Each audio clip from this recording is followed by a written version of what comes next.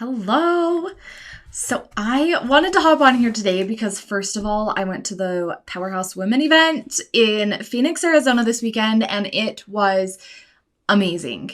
And it also opened my eyes to a lot. Like, I got pretty emotional throughout the event, and I think part of it was one, lack of sleep, but the second part was like a lot of that stuff that we listened to and the exercises that we did while we were there hit really deep.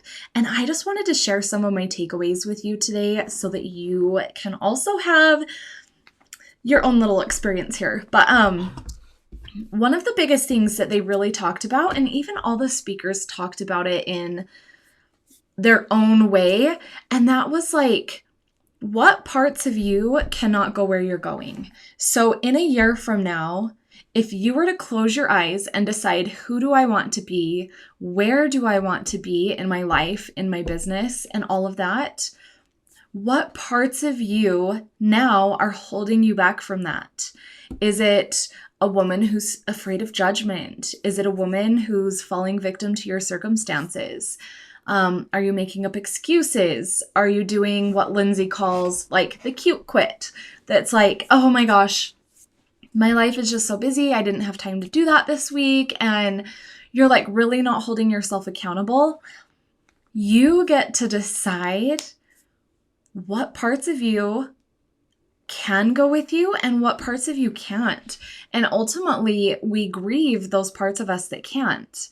And so it's a really hard process to have all those breakthroughs and evolve into that next person and just all of that stuff.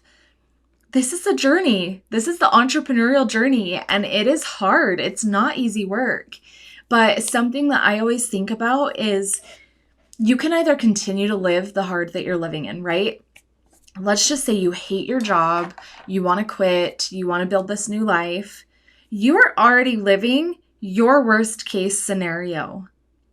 So now you get to decide if you truly want out of that, if you want to build a life that you love living, if you want to be able to travel on a whim, or if you want to be able to afford that dream house, or just simply be able to buy what you want when you want. Like whatever your dream is, maybe it's to take your whole family on vacation, including your grandkids. Whatever that vision is, you get to decide. But something that you really have to think about is, what do you need to release? And what are you stepping into? What does that next level you look like? She might be more disciplined. She might not scroll her phone for 2 hours a day. We all know that I'm guilty of that one, right? Like mine was like 2 to 4 hours a day. It was ridiculous.